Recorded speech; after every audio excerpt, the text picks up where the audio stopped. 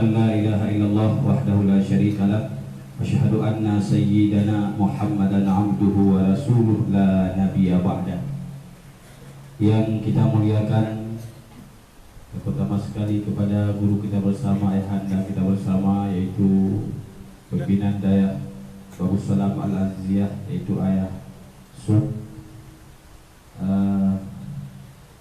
Kemudian yang kami muliakan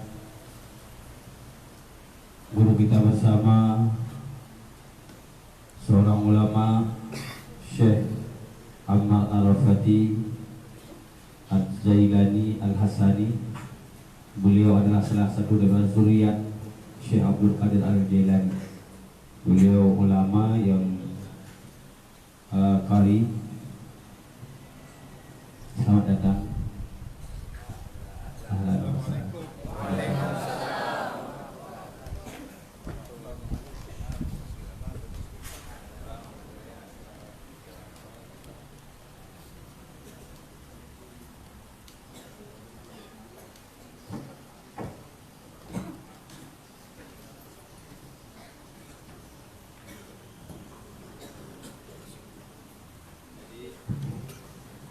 Beliau adalah Ketua Umum Front Pembela Islam.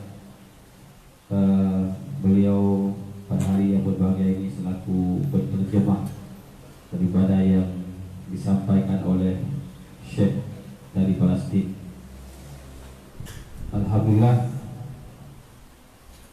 dari kemarin Syekh sudah ada di Aceh, sudah menginjak bumi Aceh. Mudah-mudahan dengan pijakan kaki beliau di Aceh dapat membawa barakah bagi kita semua. Amin ya Rabbal alamin. Para santri Dayah Bagus Salam yang kami muliakan dan dewan guru yang kami muliakan, jadi pada pertemuan kali ini kita akan meminta daripada Syekh kita bagaimana Palestina pada hari ini, bagaimana Al-Aqsa pada hari ini, karena Masjid Al-Aqsa adalah masjid nomor 3 di atas permukaan bumi ini.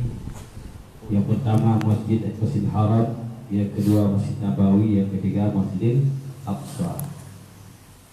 Masjidnya yang istimewa yang pertama Masjid Haram, Nabawi, Al-Aqsa, yang lain Sabah Madu. Dan Masjid Aqsa, masjid yang namanya disebut dalam Al-Quran. Oleh karenanya, mari oleh kita semuanya membela Al-Aqsa. Katanya berjihad untuk Al-Aqsa dengan apapun yang kita miliki, dengan segenap kemampuan katanya. Mungkin selamanya katanya kalau tak tahu bagaimana Al-Aqsa, karena kita baca cuma di media-media sekuler, kita nonton di media-media punya musuh, sehingga kita tidak tahu lebih dalam, lebih jauh tentang Al-Aqsa dan tentang Palestina. Kita tidak tahu lebih jauh tentang bagaimana perjuangan mujahidin Palestina, sehingga banyak di antara kita tidak merasa ibah, tidak merasa cinta terhadap Al-Aqsa. Padahal Masjid Al-Aqsa adalah milik kita bersama, milik umat Islam, bukan milik orang-orang Palestina.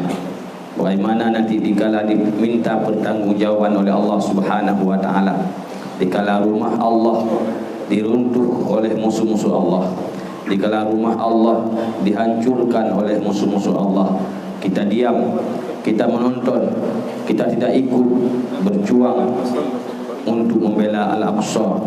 Kalau kita dipertanyakan nanti di sisi Allah, apa yang harus kita jawab? Apa yang harus kita jawab dikala kita yang singa rumah Allah dihancur, rumah Allah dihancurkan oleh Yahudi. Kita yang sudah nonton, dan Dan bantuan untuk Palestina bukan cuma bantuan musiman, karena kebanyakan ormas-ormas, kebanyakan lembaga-lembaga melakukan penggalangan dana untuk Palestina. Dikala kita baca di koran, di Serambi atau di koran-koran lain, khususnya di Aceh, hari ini misalnya Palestina diserang, meninggal berapa orang, sehingga kita turun ke jalan-jalan untuk menggalang dana untuk Palestina.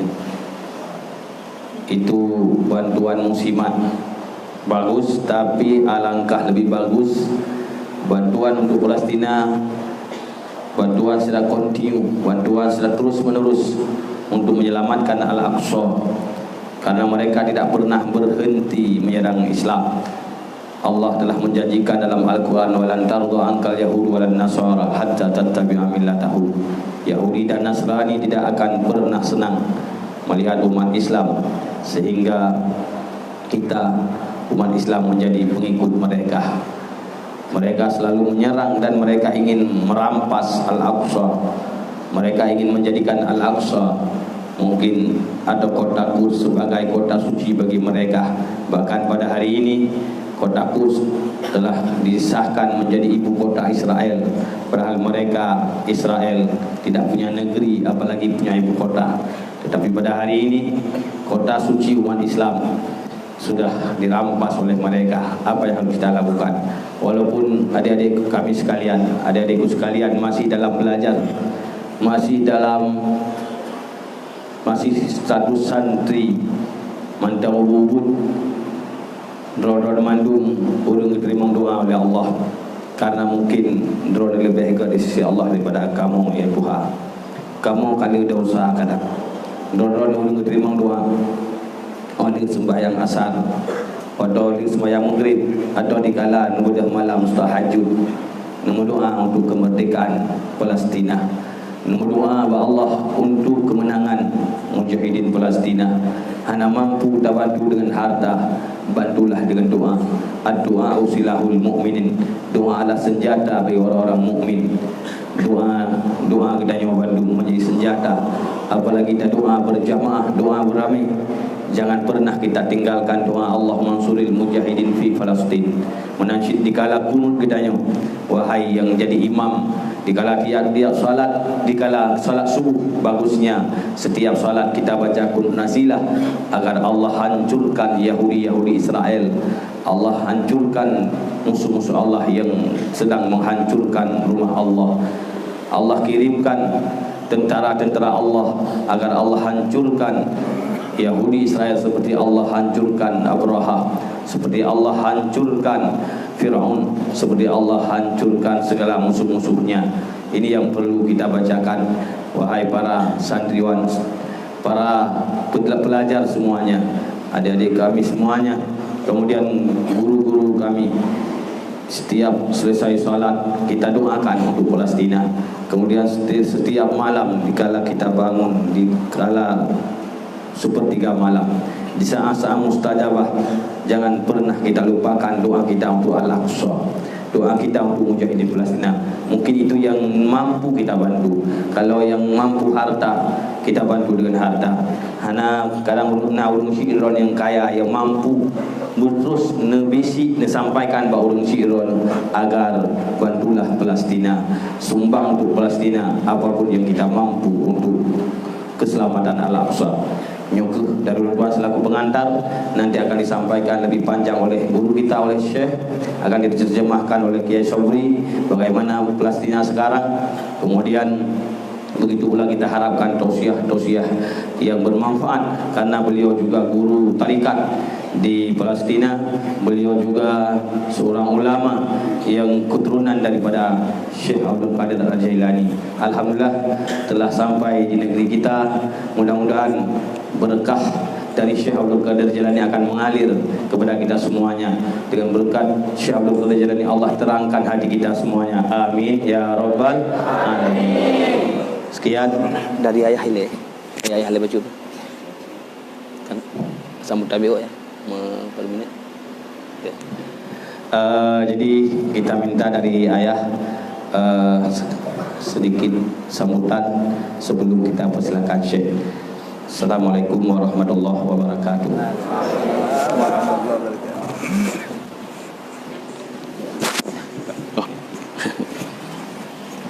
Assalamualaikum warahmatullahi wabarakatuh. Alhamdulillahirabbil alamin. Allahumma shalli wa sallim ala sayyidina Muhammadin wa ala alihi wa sahbihi ajma'in. Amma ba'd. Setelah sama-sama kita memuji Allah dan berselawat kepada Rasulullah sallallahu alaihi wasallam, juga kepada keluarga dan sahabat-sahabat sekalian, berikutnya ta'zim takrim, ucapan selamat datang, marhaban biqudumikum, wa ataziru ala ta'akhuri wa fi taqsiri fi ikramikum. Yang kita muliakan guru-guru kita, masyayikh kita, Syekh Sabri Lubis dan Syekh dari Palestina, Syekh Ammar Ar-Rafiqi. Alhamdulillah, kita berterima kasih. Ini merupakan sebuah kemuliaan bagi kita di atas kehadiran. Semoga dengan kehadiran beliau memberi berkah kepada kita semua untuk masa depan dunia dan akhirat kita. Dan semoga untuk kita-kita semua dengan keberkatan hadir para guru-guru kita ini membuat berkah, keberkatan dan rahmat untuk kita semua. Pada hari ini kita hanya ingin mendengar. Saya sendiri ingin mendengar dan ingin mendapatkan ilmu daripada guru-guru kita, dan kita semua harus tahu tentang apa yang sedang dialami oleh saudara kita, ukhuwah fid din, ukhuwah fil Islam, di mana apa yang terjadi di Palestina itu senasib dan kita juga harus merasakannya. Ini merupakan cobaan dari Allah untuk umat Islam, ingin melihat siapa yang saling memperhatikan, siapa yang saling peduli. Allah bukan tidak mampu untuk membantu dengan sendirinya, tetapi ini adalah sebuah cobaan untuk memperlihatkan siapa yang peduli terhadap saudara dan siapa yang peduli terhadap agama. Allah menciptakan musuh Islam hanya sebuah cobaan untuk orang Islam. Maka oleh karena itu, bagaimana kita meresponnya? Lewat doa kita, lewat bantuan-bantuan material dan sebagainya. Maka oleh karena itu, pada hari ini kita mengucapkan selamat datang. Kalaupun tidak bisa bermalam di sini, kami ucapkan juga nanti selamat jalan dengan ucapan Bismillahi majriha wa mursaha. Maka sampai di sini sebagai kata sambutan dari saya. Assalamualaikum warahmatullahi wabarakatuh.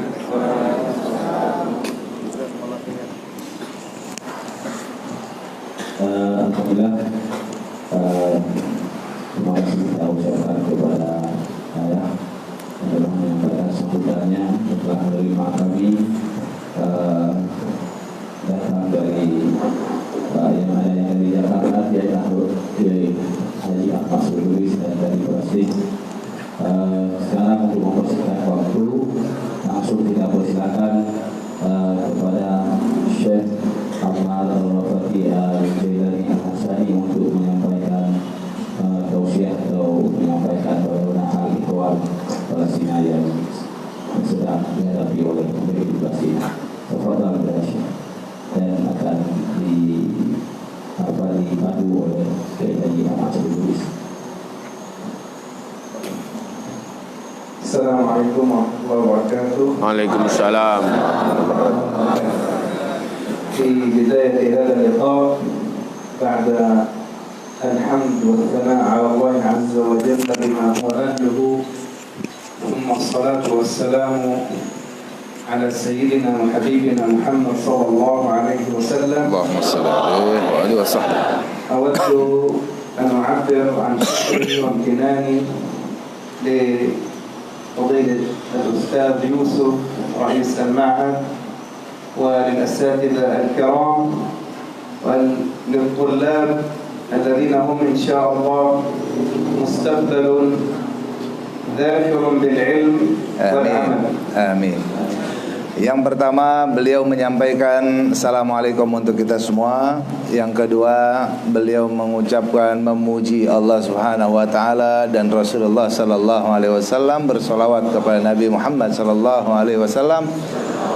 Lalu beliau menyampaikan penghormatan dan penghargaannya kepada orang tua kita, guru kita bersama, Fadilatul Syekh Ayah Sub,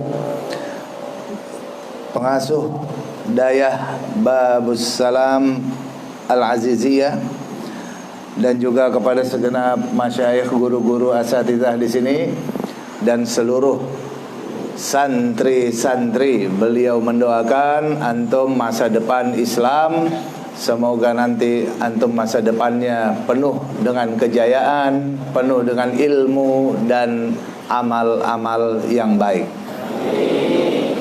الحقيقة عندما يرى الإنسان هذه الصورة المشرقة في المعاهد التي يدرس فيها العلم، نستذكر أيام الصغر عندما كنا في المعهد ونحفظ القرآن الكريم والعلوم الشرعية في مقتبل عمرنا. هذه الأيام ما زلنا نستذكر حلاوتها ونستأنس بما كان فيها من جمال للعلم الشرعي وبداية العلم الشرعي عندما كنا ندرسه في هذه المعاهد. Ya, beliau menyampaikan ketika beliau hadir di tempat ini, melihat wajah-wajah santri seperti ini, beliau teringat kembali saat lagi kecil, saat beliau sedang kecil, lagi masih kecil, beliau belajar di madrasah-madrasah, menghafal Quran, kemudian menghafal ilmu-ilmu syariat yang lain, dan teringat betul, terasa betapa manisnya, betapa indahnya saat-saat kecil lagi belajar bersama-sama dengan teman-teman, diajari adab, akhlak, dan juga ilmu-ilmu syariat. Dan ternyata itu semua bermanfaat ketika sudah besar nantinya. Dan ini masih terus teringat apabila melihat para santri seperti ini. لذلك أول وصية وقبل أن نبدأ بالحديث عن القضية الكبرى للمسلمين، وصيتي لكم اجتهدوا في تحصيل العلم وأنتم في الصغر، لأنه كما قال الحكماء العرب قديما العلم في الصغر كالنقش في الحجر. Beliau memberikan wasiat sebelum masuk pada tema kita pada hari ini. Terlebih dahulu menyampaikan wasiat untuk kita semuanya, khususnya untuk para santri, supaya kita berpegang teguh, belajar sungguh-sungguh di waktu kecil. Sebagaimana ada ucapan dari ahli hikmah di Arab zaman dahulu bahwa belajar ilmu di waktu kecil sama seperti mengukir di atas batu. Nah, jadi ilmunya tuh nempel. Tapi kalau orang udah belajar di waktu tua, seperti mengukir di atas air. Nah, لذلك المفروض والواجب عليكم وأنتم في مقتبل العمر كيف تجتهدوا في تحصيل العلم، كيف تحفظوا أصول العلم. أذكر عندما كنا صغار حفظنا القرآن ونحن 10 سنوات. Beliau menyampaikan supaya perhatian untuk santri semua. Mumpung masih kecil-kecil, masih muda-muda, pegang teguh, harus banyak menguasai ilmu di saat kalian masih kecil, harus. Nah, kenapa? Karena itulah pegangan dasar kita manakala nanti kita tambah dewasa. Dan beliau teringat bagaimana beliau lagi kecil didorong untuk menghafal Quran, sudah hafal Quran umur 10 tahun. Dan juga menghafal ya dan lain-lainnya. Wa عندما حفظنا القرآن كنا نتسابق مثل هذه الجلسة، لا نذهب إلى البيت إلا يوم الجمعة نرى أهلنا، كنا نتسابق أينا يختم كل يوم 5 أجزاء في المراجعة غيبا، نتسابق. لذلك لابد أن تتسابقوا في الحفظ، في المراجعة، في التثبيت. بل عندما وصلنا سن 11 حفظنا متون الفقه ومتون العقيدة، وما زالت ترسخ في أذهاننا إلى اليوم، لأننا قلنا العلم في الصغر كالنقش في الحجر. احفظوا العلم، احفظوه في عقولكم، في صدوركم، لأنه هو الوسيلة الكبرى التي تقرب العبد إلى الله عز وجل.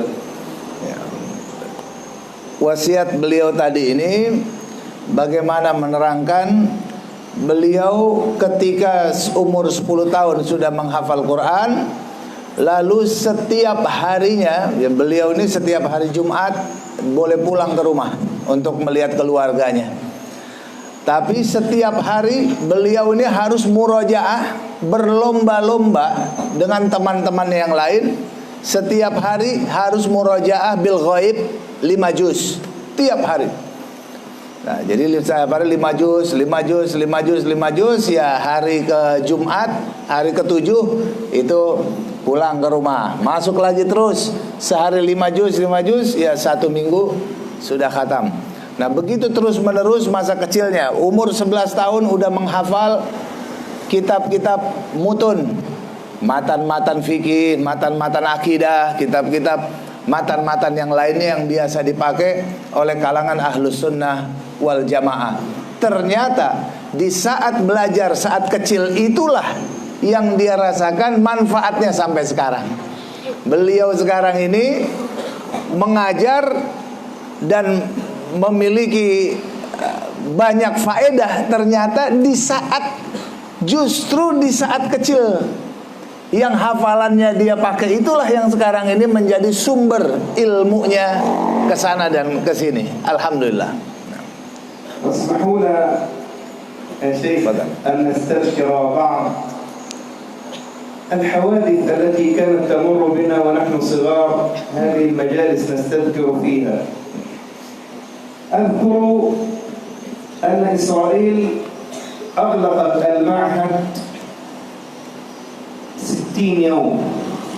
المعهد الذي كنا ندرس فيه القرآن وعلوم الشريعة 60 يوم، أغلقت هذا المعهد الذي ندرس فيه. جلسنا في بيوتنا وكلنا شوق كيف نرجع إلى المعهد، لكن قلنا كيف نرجع إلى المعهد.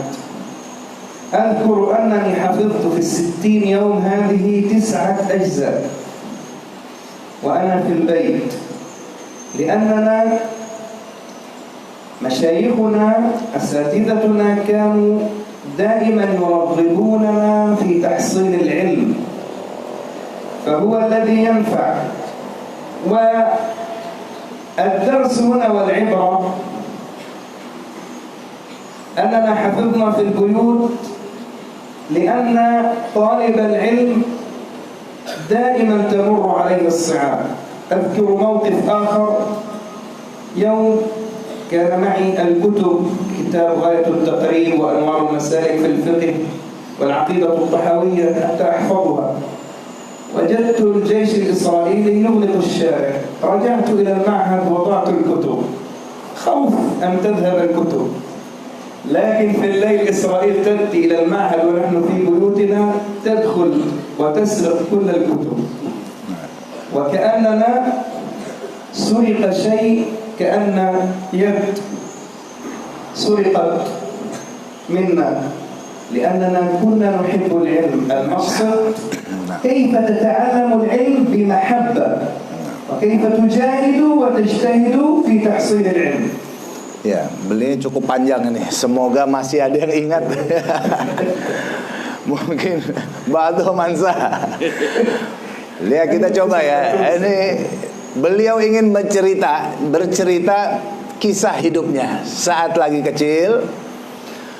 Beliau itu di madrasah, ma'hadnya itu sempat ditutup oleh Israel penjajah selama 60 hari. Sempat ditutup. Selama 60 hari itu dia duduk di rumah, belajar di rumah.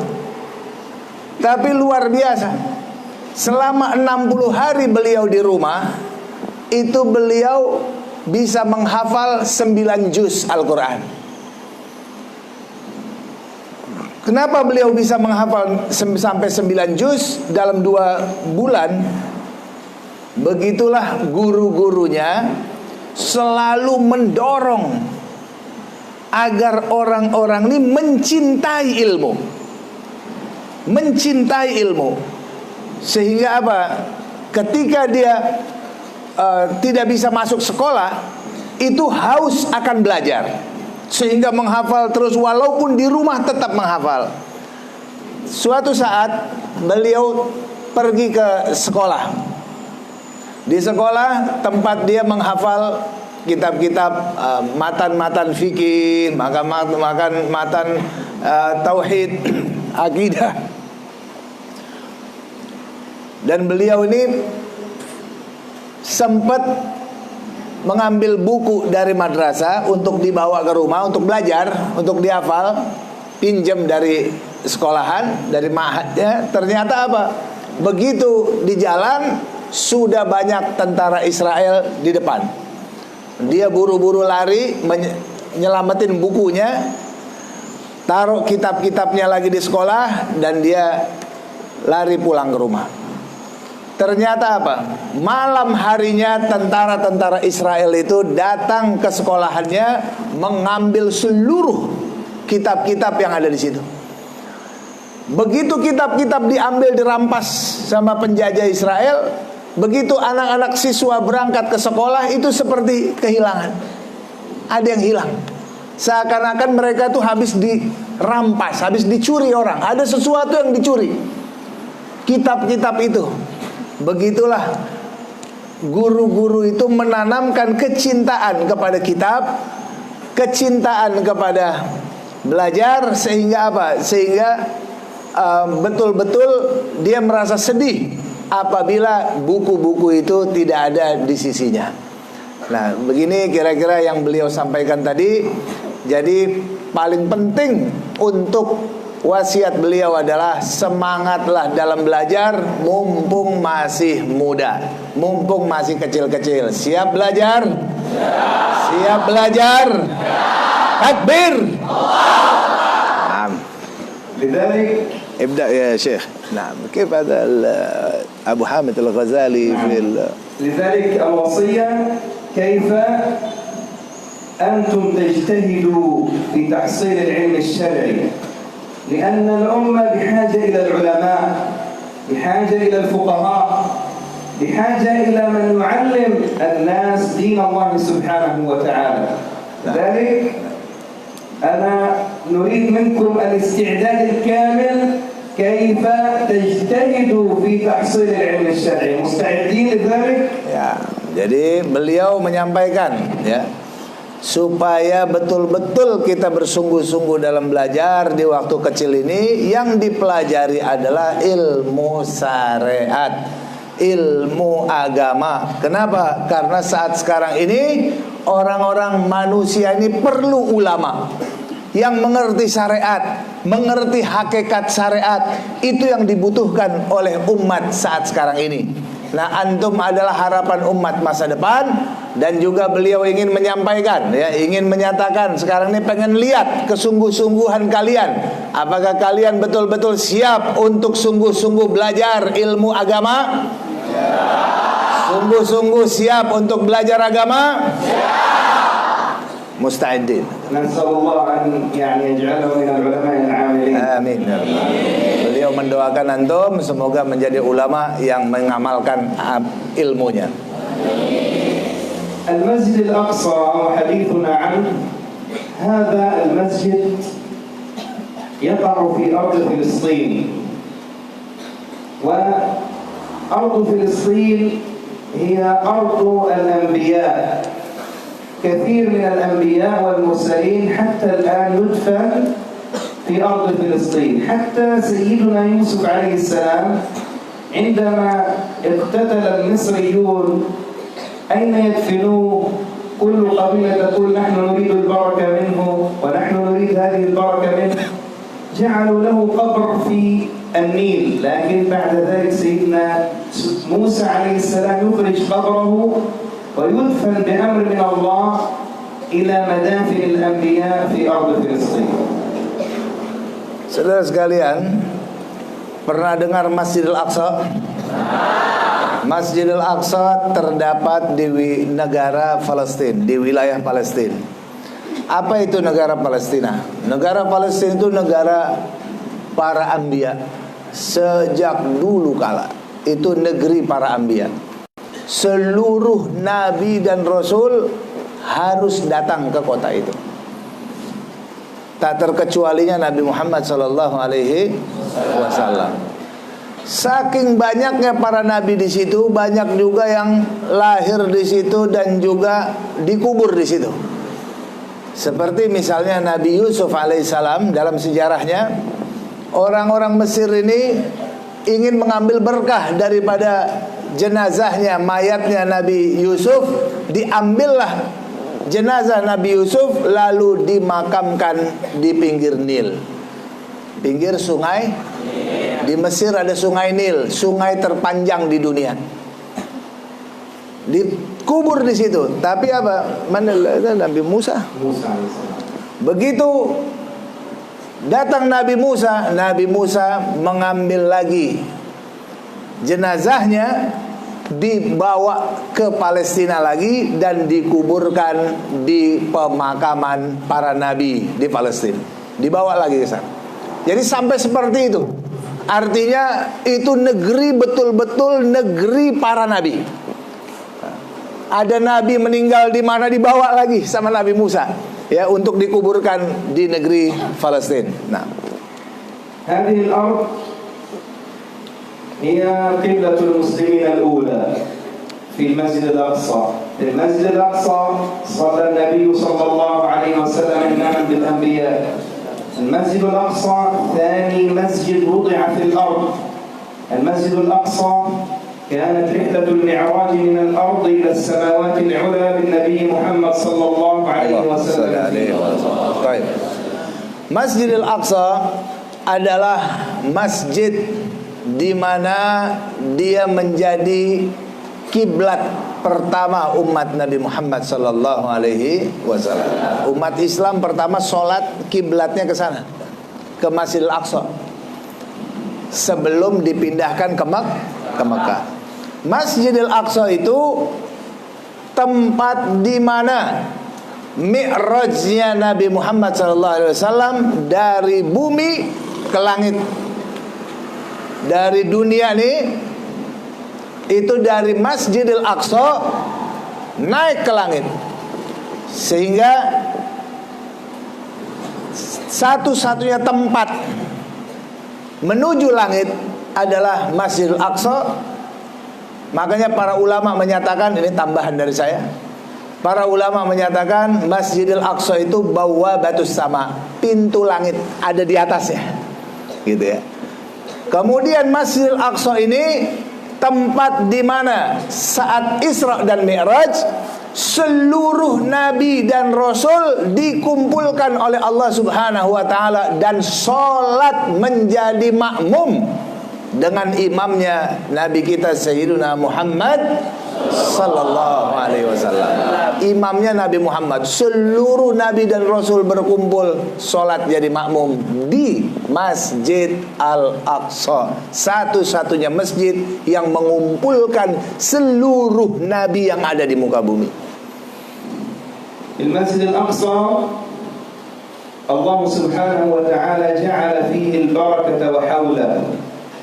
قال الله سبحانه وتعالى في سورة الإسراء سبحان الذي أسرى بعبده ليلا من المسجد الحرام إلى المسجد الأقصى الذي باركنا حوله لنريه من آياتنا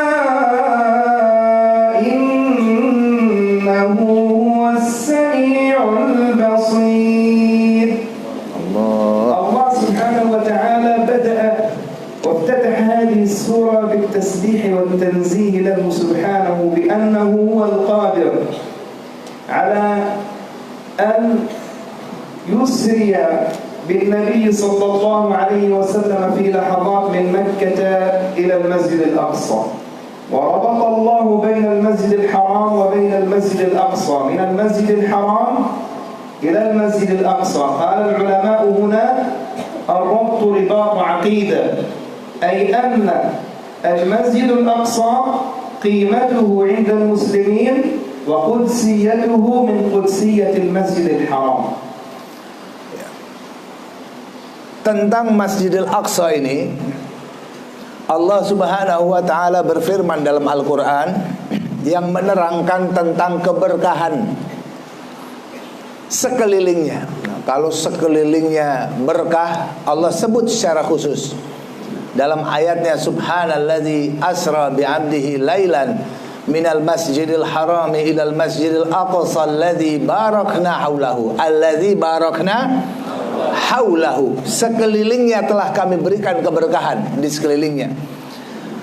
Lalu kalau sekelilingnya diberikan keberkahan, bagaimana dengan masjid, zat masjidnya itu?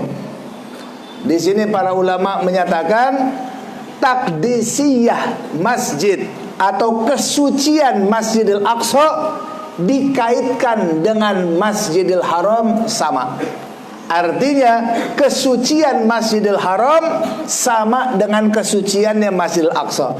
Kesuciannya Masjidil Aqsa sama dengan kesuciannya Masjidil Haram. Sehingga peristiwa Isra dan Mi'raj ini juga diikatkan menjadi satu kesatuan antara Masjidil Haram dan Masjid Al-Aqsa. Tadi Syekh sempat menyebutkan, yang saya lupa untuk menerangkannya, bahwasannya Masjidil Aqsa adalah masjid nomor 2 yang diletakkan di muka bumi. Nomor 1 masjid diletakkan di muka bumi, Masjidil Haram. Nomor 2 adalah Masjid Al-Aqsa diletakkan. ثم أمرنا النبي صلى الله عليه وسلم أن نشد الرحال إلى المسجد الأقصى كما تشد الرحال في الحج والعمرة إلى المسجد الحرام ومسجد رسول الله صلى الله عليه وسلم. Ya, lalu untuk Masjidil Aqsa ini Nabi SAW memerintahkan kepada kita supaya mengunjungi Masjidil Aqsa di antara seluruh masjid yang lain. Nabi tekankan umat Islam supaya berziarah ke 3 masjid. Yang pertama Masjidil Haram, yang kedua Masjid Nabawi, yang ketiga Masjid Al-Aqsa. 3 masjid ini sama dorongannya. Seperti kita didorong untuk melaksanakan haji, kita juga didorong untuk berziarah ke Masjid Nabawi, dan juga kita didorong untuk berziarah ke Masjid Al-Aqsa, salat di dalamnya. ولقد جاء في حديث النبي صلى الله عليه وسلم الذي رواه ابن عمر رضي الله عنه أن من أهل بالعمرة أو الحج من المسجد الأقصى كان كمن حج معي أي مع النبي صلى الله عليه وسلم. Allahumma shalli alaihi wasallam. Di dalam sebuah riwayat Ibnu Umar, Abdullah bin Umar, dari Abdullah bin Umar radhiyallahu anhu, beliau menceritakan sebuah hadis dari Nabi Muhammad sallallahu alaihi wasallam. Siapa orang yang mulai berihram dari Masjid Al-Aqsa, berangkat haji, mulai ihramnya dari Masjid Al-Aqsa lalu berangkat haji, maka pahalanya seperti dia berangkat haji bersama-sama saya.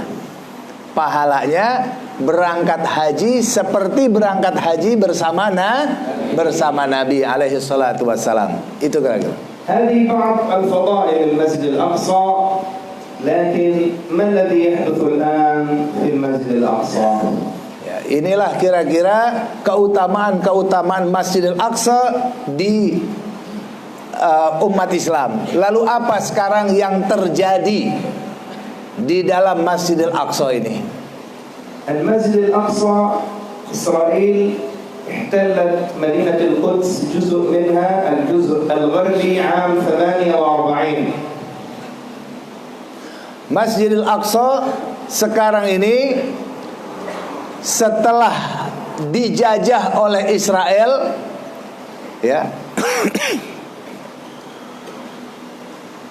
Masjidil Aqsa terdapat di dalam kota Al-Quds, Madinah Al-Quds. Kota Al-Quds itu kota tua, kota para nabi. Nabi-nabi zaman dulu di situ dia tinggalnya. Sampai sekarang masih ada kota tua yang namanya Al-Quds. Dijajahlah oleh Israel, sehingga kota tersebut dijajah oleh Israel, dan sebagian dari masjid ini sudah ikut terjajah oleh Israel, dirampas dan dirusak. Satu pintu bagian barat dirampas oleh Israel. Fadal. فاحتلت في عام 1948 الجزء الغربي من مدينة القدس. هذا الجزء 48 لم يبقى من الجزء الغربي من مدينة القدس أي أثر إسلامي، كلها يهود وكلها صهاينة. Pada tahun 1948 Israel menjajah kota Al-Quds di Palestina. Ya, jadi Al-Quds, kota Al-Quds ini ada di negara Palestina. Masjidil Aqsa terdapat di dalam kota Al-Quds. Begitu Israel menjajah, mereka bisa menguasai bagian barat Masjid Al-Aqsa, Al-Quds maksud saya. Disitulah dihabisi peninggalan-peninggalan Islam oleh Israel. Nggak ada lagi peninggalan Islam di situ. Semua dirusak. Peninggalan Islam semua dihabisi dan diganti oleh Yahudi. Termasuk pemasukan orang-orang Yahudi tinggal di situ. Kuburan para sahabat semua diganti. Ya, nah itu bagian barat. ثم بعد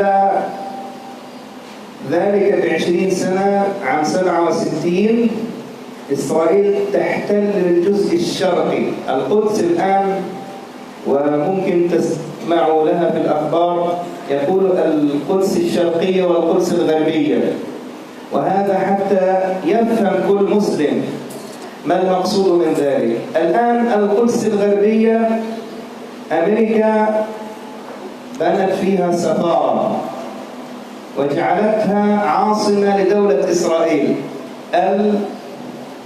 مشؤومة، ليس هناك دولة يقال لها إسرائيل. فالقدس الغربية كلها يهود. ثم احتلت القدس الشرقية عام 67. هدمت في القدس الشرقية حي المغاربة، وأغلقت كثير من الأبواب التي تؤدي إلى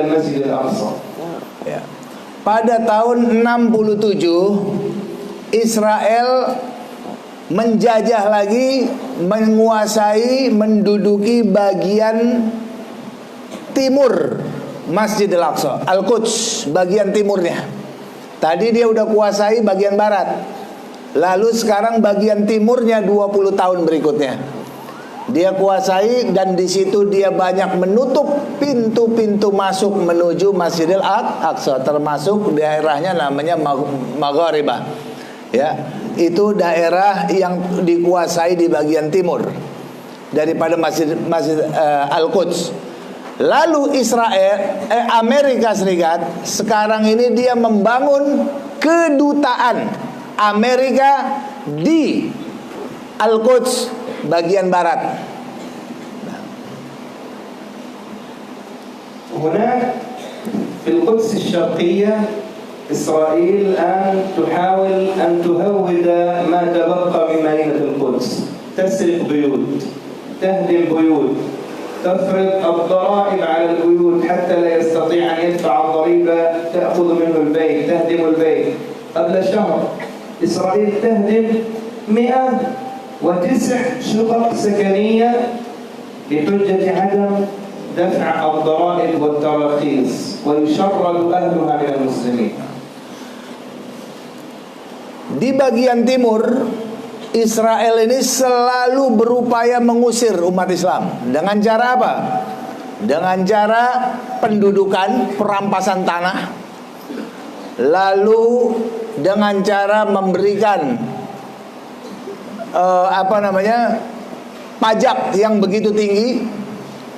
Pajak yang begitu tinggi sehingga tidak mungkin atau sulit sekali bagi orang Palestina yang mukim di situ, namanya Maqdisiyin, orang-orang yang tinggal di Baitul Maqdis itu, mereka ini nggak mungkin bayar pajak karena pajaknya terlalu tinggi. Hukumannya, sanksinya, yang nggak mampu bayar pajak, rumahnya diruntuhkan. Akhirnya banyak rumah-rumah dirubuhkan. Baru 1 bulan yang lalu sebanyak 109 rumah dirubuhkan gara-gara tidak mampu bayar pajak. Itu cara Israel mengusir penduduk Palestina yang sampai sekarang ini dibuat aneka macam cara. Untuk apa? Untuk merasakan ketidaktenangan masyarakat dan menghimpit masyarakat sehingga mereka keluar dari daerah kota Al-Quds.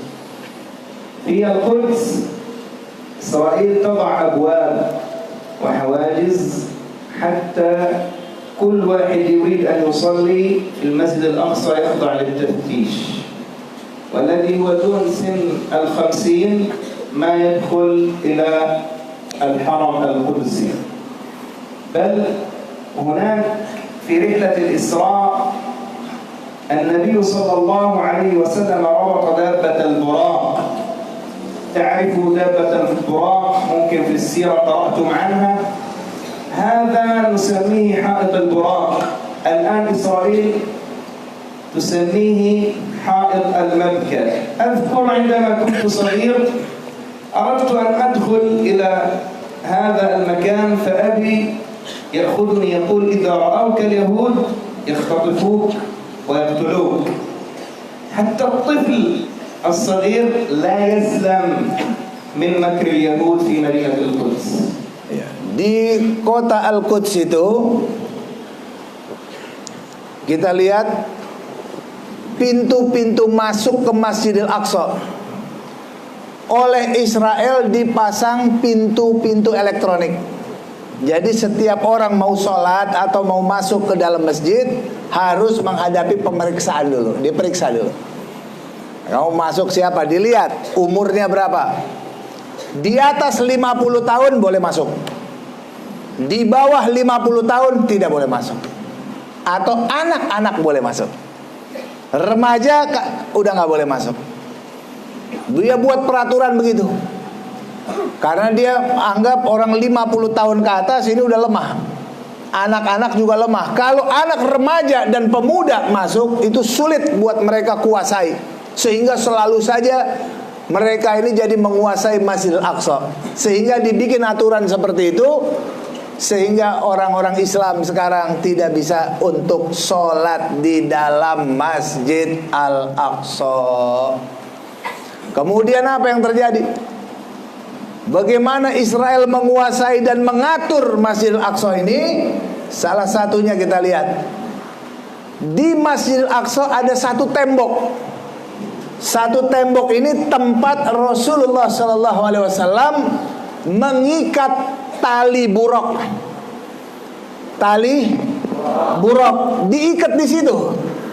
Itu oleh orang Islam dinamakan Haid al-Buraq, tembok buruk. Tapi oleh Israel, begitu dia kuasai tembok tersebut, dinyatakan areal terlarang bagi non-Yahudi. Orang selain Yahudi nggak boleh masuk wilayah itu. Bahkan tembok apa tadi? Tembok buruk itu dirubah namanya oleh orang Israel menjadi Haid al-Mabka, tembok ratapan.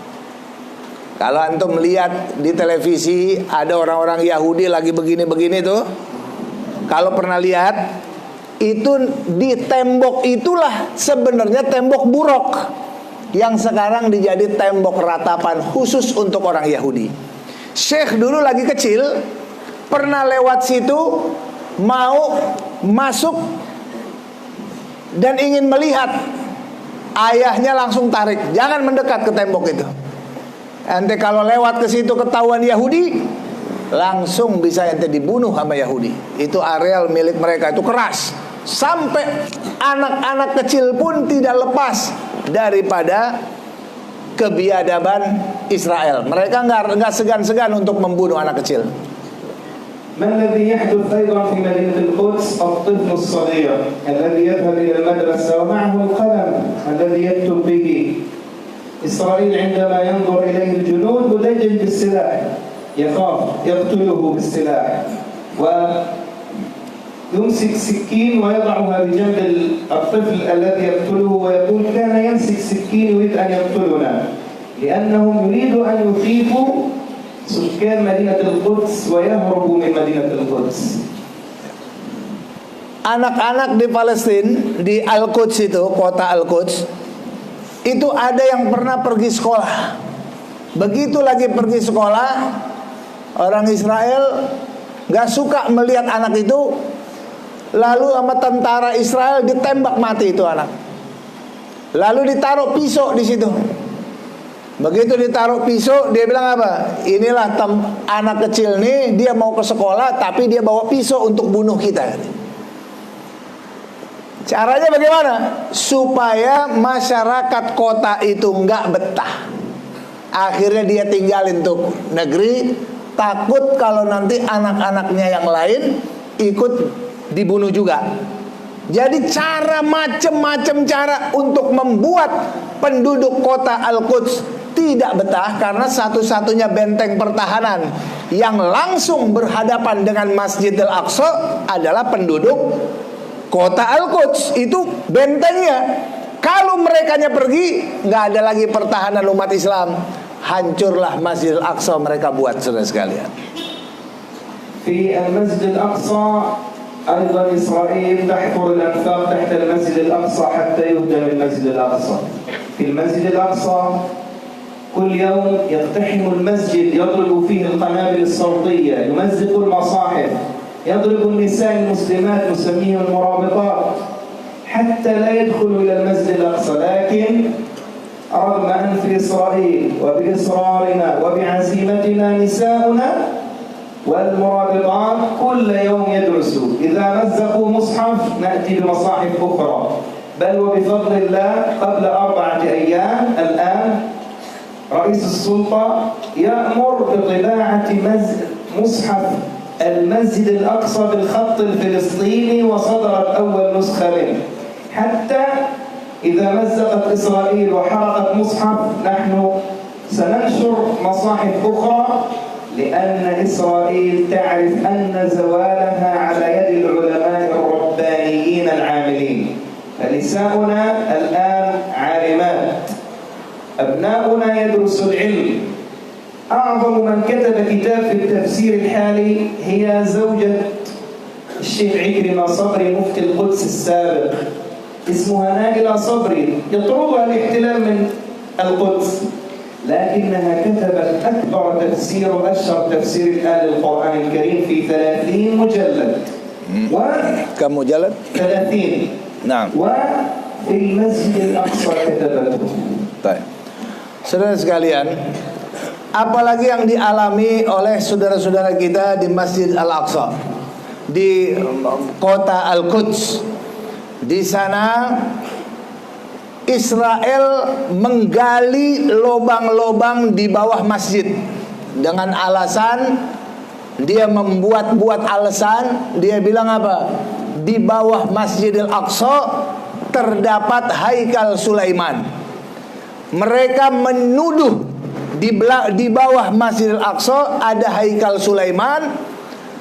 Itulah mereka punya alasan untuk menggali di bawah Masjidil Aqsa dalam rangka mencari Haikal Sulaiman. Itu bohong-bohongan aja, ngarang-ngarang berita. Sepakat para ahli sejarah, tidak pernah ada Haikal Sulaiman. Nabi Sulaiman gak pernah membangun tempat ibadah atau rumah ratapan di bawah Masjidil Aqsa, gak pernah ada. Mereka cuma ngarang-ngarang cerita untuk punya dalil penghancuran Masjidil Aqsa, seakan-akan mereka punya hak di dalam Masjidil Aqsa, padahal mereka nggak punya apa-apa. Ya, itu mereka mulai gali dari berbagai macam arah, sehingga di Masjidil Aqsa ada dibor di bawah, dibor digali, ada lagi pakai ledakan-ledakan.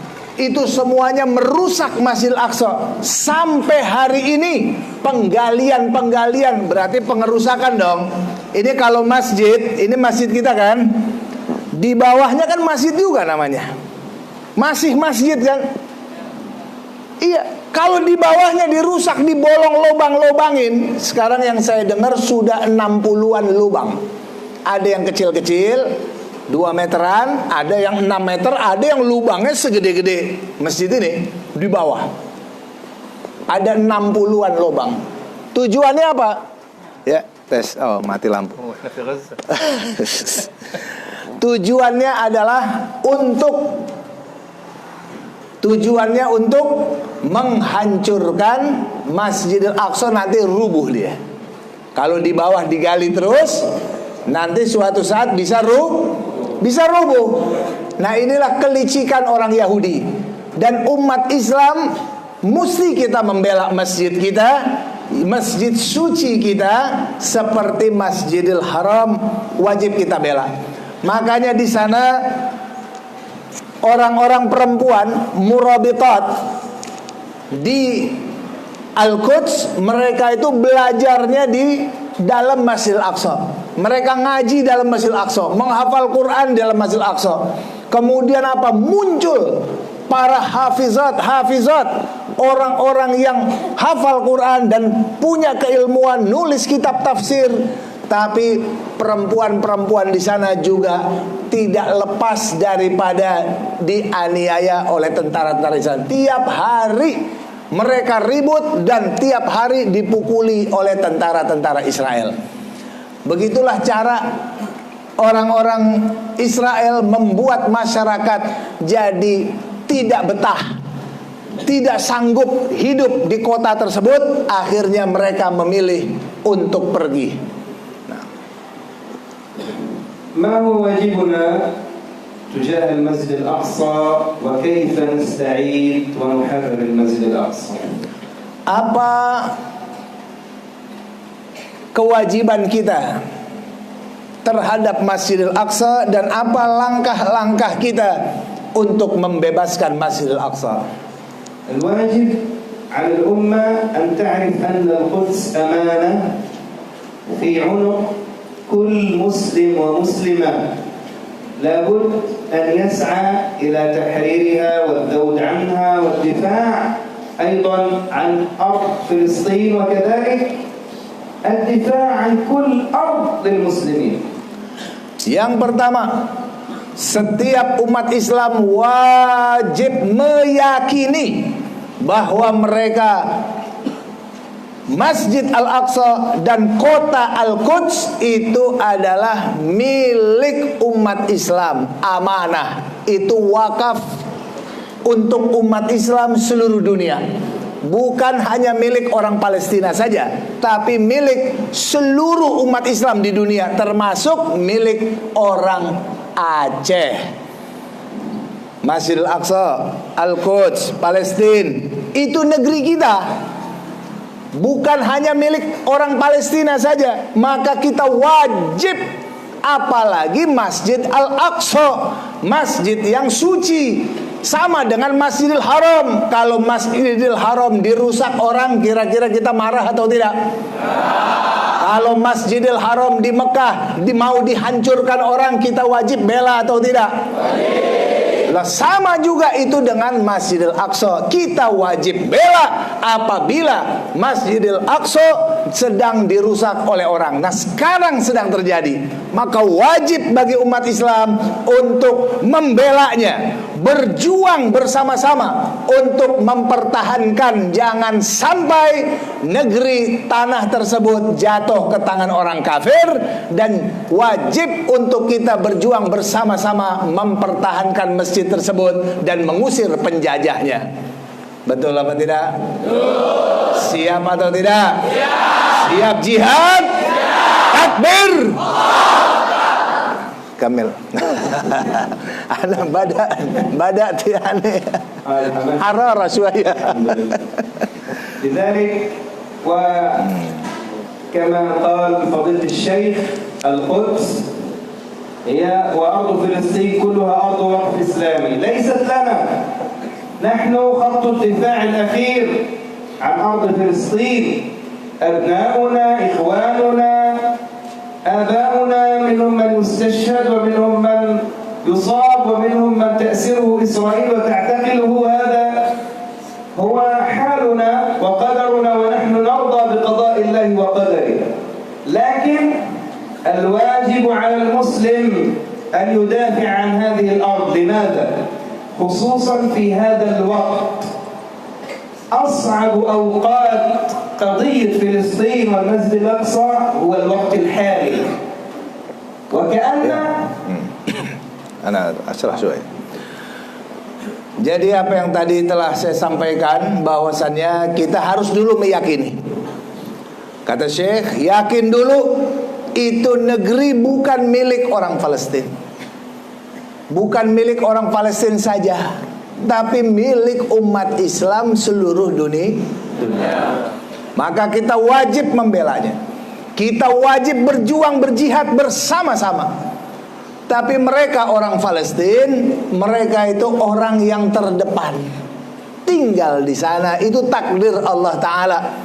Mereka diciptakan di Palestina, lahir di Palestina, berhadapan langsung dengan penjajah. Itu udah takdir Allah. Mereka jadi orang-orang mulia, para mujahidin yang akan berhadapan dengan musuh-musuh Allah. Betul? Nah, mereka rela, mereka ridho menghadapi apapun yang terjadi. Keluarga mereka semua, ada yang mati di bom, ada yang di penjara, ada yang luka-luka, cacat. Setiap rumah itu semuanya ada. Ada yang mati, ada yang cacat, ada yang di penjara oleh Israel. Mereka ridho dengan kondisi seperti itu. Tapi untuk umat Islam yang lain, wajib kita tetap membantu mereka, mempertahankan kedudukan mereka dalam melawan musuh-musuhnya. Betul apa tidak? Betul. Kamil. لماذا القضية الفلسطينية تمر بأصعب أوقاتها؟ لأن بعد إذنك شوية. Terlebih-lebih pembelaan kita terhadap Masjidil Aqsa dan terhadap Palestina di saat-saat ini. Ini adalah waktu terburuk, waktu yang paling berat dihadapi oleh masyarakat Palestina. Waktu yang paling berat saat sekarang ini. Kamil. هذا الوقت الذي تريد فيه أمريكا وقوى الاستعمار العالمي أن تهجر الشعب الفلسطيني من أرضه وكأنما أخبر به النبي صلى الله عليه وسلم أنه سيأتي يوم على المسلمين أن يكون لأحدهم مثل موضع صوته، أي موضع الحبل الذي يربط به الفرس، ويسكن في هذه الأرض حتى ينظر إلى المسجد الأقصى أحب إليه من الدنيا وما عليها. هذا اليوم يأتي، من منا لا يتمنى ولا يرجو من الله أن يذهب حتى يصلي ولو ركعتين ليشاهد المسجد الأقصى. Ya, saudara sekalian, saat ini adalah waktu yang terberat bagi saudara-saudara kita di Palestina. Kenapa? Karena saat sekarang ini Amerika Serikat bersungguh-sungguh dengan negara-negara kafir yang lainnya, bersungguh-sungguh untuk mengeluarkan penduduk Al-Quds. Betul-betul ingin menjadikan itu negeri-negeri khusus untuk Israel, untuk Yahudi Israel. Bayangkan, maka dengan berbagai macam langkah yang dilakukan oleh Yahudi, selalu Amerika selalu membelanya. Nah, saudara sekalian, saat ini saat terberat bagi masyarakat Palestina Muslim di wilayah Al-Quds itu, termasuk wilayah Palestina semuanya. Saat inilah kewajiban kita paling utama dan paling besar untuk kita membantu mereka. Kembali. لذلك الواجب على كل مسلم أن يجاهد ما استطاع إلى ذلك سبيلا في نصرة المسجد الأقصى كما جاء في حديث ميمونة رضي الله عنها: يا رسول الله أفتنا في المسجد الأقصى. قال صلى الله عليه وسلم: هو أرض المحشر والمنشر، إيتوه فصلوا فيه فإن صلاة فيه ب1000 صلاة. قالت: إن لم نستطع يا رسول الله. كان المسجد الأقصى في احتلال أو يمنعنا الاحتلال أن نذهب إليه. قال: فأهدوا إليه ولو بزيت تضاء فيه سرجه، فإن من أهدى إليه شيئا كان كمن صلى فيه. Yang pertama tadi ada hadis Nabi, beliau sampaikan, saya lupa, bahwasannya nanti kata Nabi akan datang satu zaman di mana umat Islam tidak bisa datang ke Masjidil Aqsa. Sampai-sampai mereka kalau pengen bisa melihatnya sajalah, bisa memandang Masjidil Aqsa, khairun minad dunya wa ma 'alaiha. Lebih baik daripada dunia ini dan seluruh isinya. Hanya melihat Masjidil Aqsa itu lebih baik daripada dunia ini semua. Berarti nanti kata Nabi apa? Orang nggak bisa masuk ke situ. Betul? Ini sekarang udah mulai nih. Udah mulai ada anak muda nggak bisa sholat di situ. Ini udah mulai pembatasan. Nanti lama-lama akan ditutup. Tapi memandangnya saja itu akan terasa dunia ini nggak ada apa-apanya dengan indahnya memandang Masjidil Aqsa. Kemudian ada satu hadis Nabi lagi, Nabi menyatakan, hadis Maimunah. Siti Maimunah ini bertanya kepada Nabi Muhammad SAW, berikan kami fatwa tentang Masjidil Aqsa, tentang Baitul Maqdis. Kasih fatwa untuk kami. Nabi mengatakan, pergilah engkau ke Masjidil Aqsa dan sholatlah di sana. Lalu dikatakan, dia bertanya lagi, kalau kami nggak bisa berangkat ke sana, bagaimana ya Rasulullah? Kalau kamu tidak bisa berangkat ke sana, maka berilah terus hadiah. Walaupun kau kirim minyak untuk menyalakan lampu-lampunya, pelita-pelitanya. Dengan kau tetap mengirim minyak ke sana, tetap nyala lampu-lampunya, maka apa? sebetulnya kau sudah melaksanakan seakan-akan melaksanakan sholat di sana. Sholat di sana 1000 kali sholat di masjid-masjid biasa. Itu keutamaannya. Fadhal.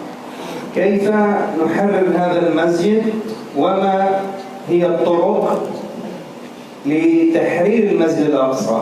أول طريق هي بناء الجيل القرآني، جيل العلم والعلماء. إن صلاح الدين الأيوبي رضي الله عنه عندما فتح المسجد الأقصى جاء الناس يهنئونه بهذا الفتح المبين، فقال: ما فتحت المسجد الأقصى بسيفي ولا بقوتي، وإنما فتحته بعلم الإمام الفاضل. الإمام الفاضل هو أحد العلماء المشهورين في مدينة القدس، ببركة علمه واجتهاده وسعيه لتوحيد الأمة ولنشر علوم الدين في الأمة ولنشر الفضائل في الأمة ولنشر العبادة الصحيحة في الأمة. تربى جيل أراد بعقيدته وبقوة علمه أن يحرر المسجد الأقصى، وكان من الله الفضل تحرير المسجد الأقصى. أختم قولي بأن المسجد الأقصى والسعي إلى تحريره يحتاج إلى جيل العلماء، جيل العلماء الذين فتحوا بيت المقدس يحتاج إلى وحدة الأمة كلها حتى تحرر ليس المسجد الأقصى فحسب بل كل مسلم مستضعف على هذه الأرض. فالله أسأل أن يجعلنا وإياكم من الفاتحين للمسجد الأقصى، وأن يرزقنا وإياكم صلاة فيه فاتحين بإذنه تعالى. هذا وبالله التوفيق والهداية، والسلام عليكم ورحمة الله وبركاته. Waalaikumsalam warahmatullahi wabarakatuh. Sebagai penutup, beliau menyampaikan bagaimana caranya untuk memerdekakan Masjidil Aqsa. Memerdekakan Masjidil Aqsa ini salah satu caranya adalah yang pertama kali menciptakan generasi ulama yang rabbani, Qur'ani. Menciptakan generasi yang cinta Al-Quran, yang bisa menyatukan kaum muslimin. Sehingga apa? Dalam upayanya menyatukan kaum muslimin, dengan ulama, dengan kekuatan ilmunya, dengan kekuatan tauhidnya, dengan semangatnya, Allah subhanahu wa ta'ala akan memberikan pertolongannya, lalu memberikan kemenangan bagi kaum muslimin. Ya, oleh karena itu mari sama-sama kita semuanya berbahu membahu, ya. Apa saja yang bisa, antum yang sedang belajar, tapi juga bisa doa. Jangan lupa tadi Tengku Muslim juga menyampaikan doa, betul tidak? Nah, doa itu juga senjata kaum mukminin, silahul mukminin. Kemudian doa kita sungguh-sungguh kita doakan mereka. Kemudian yang bisa, ini tambahan dari saya ya, beliau udah tutup tadi dengan doa. Saya menambahkan mempertahankan saudara-saudara kita di sana biar betah, biar tetap bisa tinggal di sana, jangan ditinggal pergi. Bagaimana caranya? Kita bantu saudara-saudara kita di sana, bantu kehidupan mereka yang sangat berat. Bantu mereka. Kirim, kayak hadis Nabi tadi katakan, kalau nggak bisa berangkat ke sana, kirim ajalah walau minyak. Minyak itu artinya luas. Artinya kita ini bukan seperti apa, kalau kamu nggak bisa berangkat ke sana, ya sudah, itu kan sunnah. Enggak, Nabi nggak bilang ya sudah. Kalau nggak bisa berangkat ke sana, kirim minyaknya, hidupi lampu-lampunya. Artinya itu kita punya ikatan terus menerus dengan masjid tersebut. Kita nggak boleh berhenti di dalam menghidupkan minyak. Lampu-lampu tersebut di sana nggak boleh padam. Itu pesan yang disampaikan oleh Nabi tadi. Kemudian apa? Bagaimana orang bisa berjihad? Bisa berjihad di jalan Allah Subhanahu wa ta'ala. Saudara-saudara kita di Palestina, kalau kita nggak bantu dananya, Allah Subhanahu wa ta'ala menyatakan kepada kita semuanya, wajahidu bi amwalikum wa anfusikum fi sabilillah. Berjihadlah kalian dengan harta benda kalian dan dengan jiwa kalian di jalan Allah. Pertamanya apa? Harta benda. Kenapa harta benda? Karena ini latihan untuk jihad dengan badan kita. Latihan jihad dengan nyawa kita. Pertama latihan dulu mengorbankan harta, itu latihan. Bahkan apa yang terjadi? Di ayat yang lain ada diputer. Anfusikum dulu, baru amwalikum. Artinya apa? Setelah kita berani mengorbankan jihad, maka jangan lupa, jihad itu perlu dana besar. Tidak ada jihad tanpa dana. Jihad apa yang tanpa dana? Nggak ada. Jihad itu perlu senjata, betul?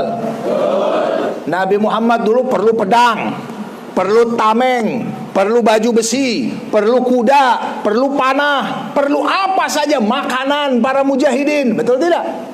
Itu semuanya uang. Kalau sekarang perlu tank, perlu pesawat tempur, perlu basoka, perlu roket, perlu senjata. Itu semuanya uang. Makanan mujahidin perlu uang. Mereka kan bukan makan pasir, bukan makan rumput, betul tidak? Itu semuanya uang. Makanya Allah ikatin, Allah ikat bi amwalikum wa anfusikum fi sabilillah. Nah dari sini saudara sekalian, jangan lupa, berapapun yang bisa kita sumbangkan untuk negeri yang suci itu, mari kita sumbangkan secara rutin lah. Secara rutin. Kalau saya 1 hari 1.000 rupiah, saya, jadi 1 bulan saya 30.000. Anak-anak saya ada 4, sama. Semua anak saya hitung 1 hari 1.000 rupiah. Saya mau yang ringan-ringan aja. Jadi 1 anak 30.000 1 hari. Ini untuk ngambil keberkahan, biar Allah Ta'ala berikan kepada mereka hikmah, ilmu yang berkah nantinya ya. Adik-adik bisa 500 rupiah 1 hari, berarti 1 bulan 15.000. Bisa jadi cuma 100 rupiah 1 hari untuk Palestina, sebulan cuma 1.500 atau berapa sajalah. Itu yang kita lakukan rutin. Semoga kita dapat pahala mereka semua. Orang yang sholat di sana dapat pahala, kita juga ikut dapat pahala mereka yang sedang ibadah di sana. Gara-gara 1.000 rupiah atau 100 rupiah yang kita berikan secara ikhlas untuk Masjidil Aqsa dan negeri yang diberkahi oleh Allah. Itu kita di sini. Minimal doa, kalau kita punya rezeki, yuk mulai kita tata mengambil keberkahan dari negeri tersebut. Kita infak ke sana, hidupi pelita-pelitanya sebagaimana pesan Nabi Muhammad sallallahu alaihi wasallam. Ya, saya mau tanya, kira-kira santri yang ada di sini siap berjihad? Siap berjuang? Takbir! Kira-kira kalau diajak jihad untuk ke Palestina, siap atau tidak? Siap. Untuk membebaskan Masjidil Aqsa, siap atau tidak? Siap. Betul? Takbir!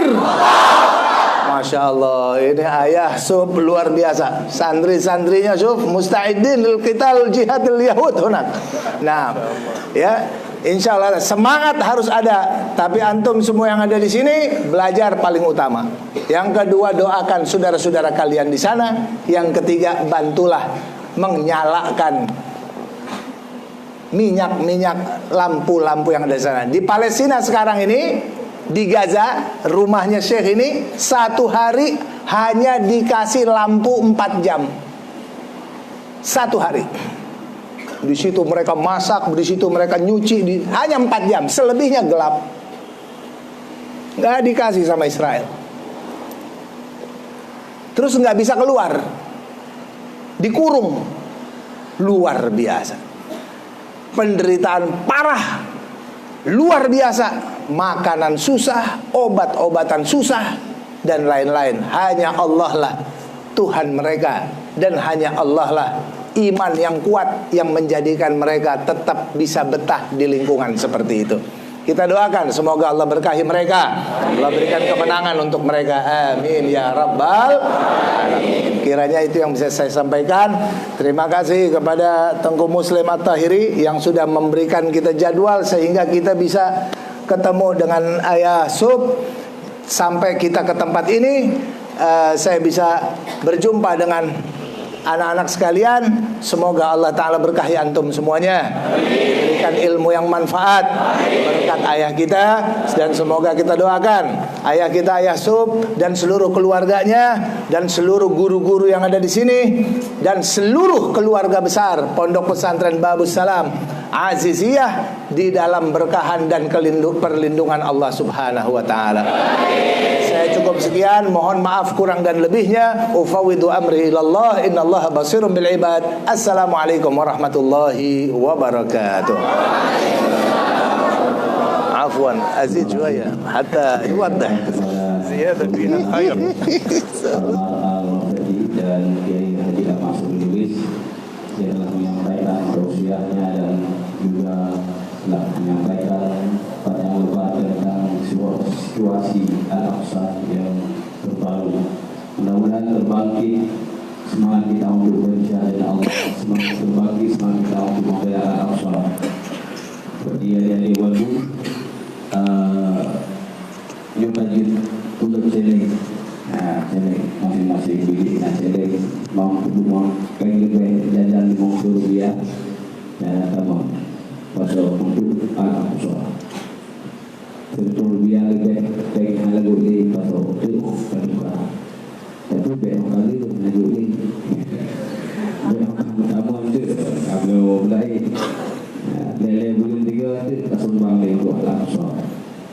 Karena Al-Aqsa butuh bantuan terus-menerus, Palestina butuh bantuan terus-menerus. Alhamdulillah ya, FPIAC tiap tahun kita selalu kasumbang untuk Palestina. Tiap tahun hampir 250 juta atau lebih, pokoknya tidak kurang dari 200 juta untuk Palestina. Dan FPI sebagaimana telah diceritakan oleh Kiai Sobri, kita lebih utamakan pertahanan, lebih mengutamakan bantuan untuk pertahanan, untuk mujahid, untuk berjuang. Jadi ditanya untuk sosial, untuk kemanusiaan, untuk makanan juga disumbang, tapi persentasenya lebih besar untuk pertahanan.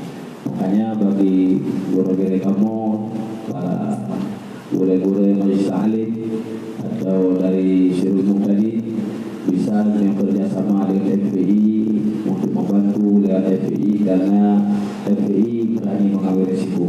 Bukan arti lembaga lain tidak membantu Palestina, tapi kalau untuk pertahanan mungkin mereka lebih khawatir terhadap pergerakan mereka. Artinya mereka lebih takut mengambil risiko. Jadi termasuk kita bantu rohinya.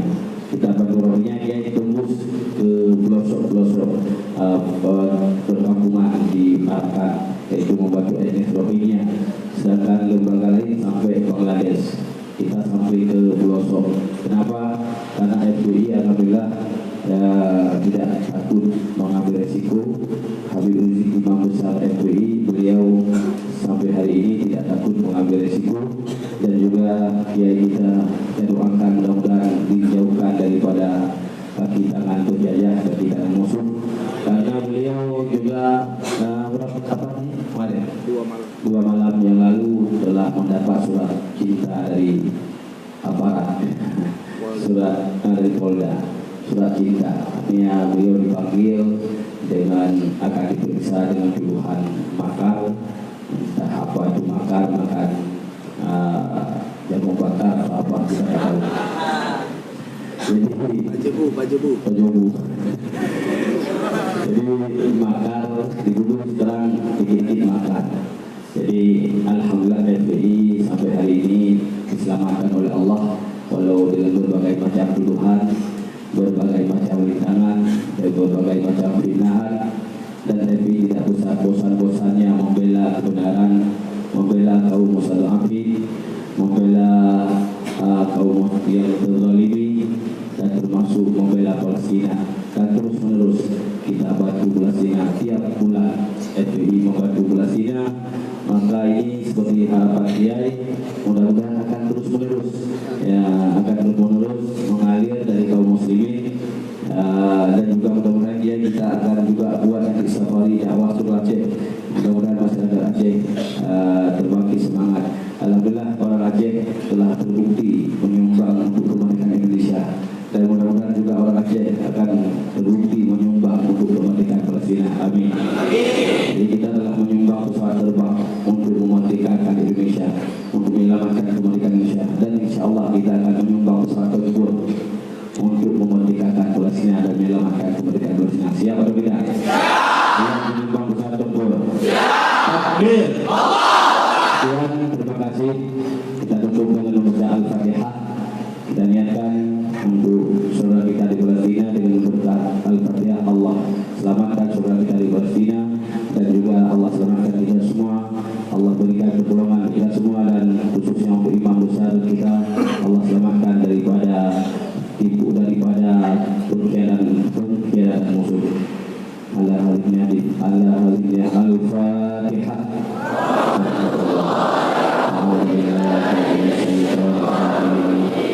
Bismillahirrahmanirrahim. Alhamdulillahirabbil alamin.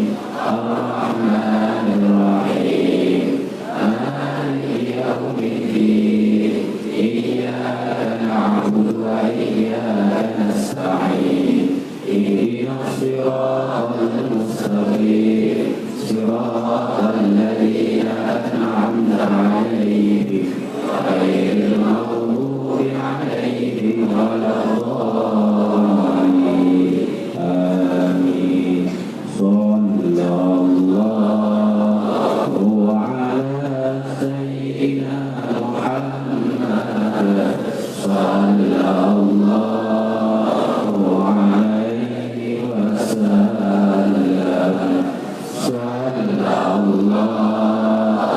ala sayyidina Muhammad. Sallallahu alaihi wasallam. Sallallahu ala sayyidina Muhammad. Ya Rabbi salli alaihi wasallim.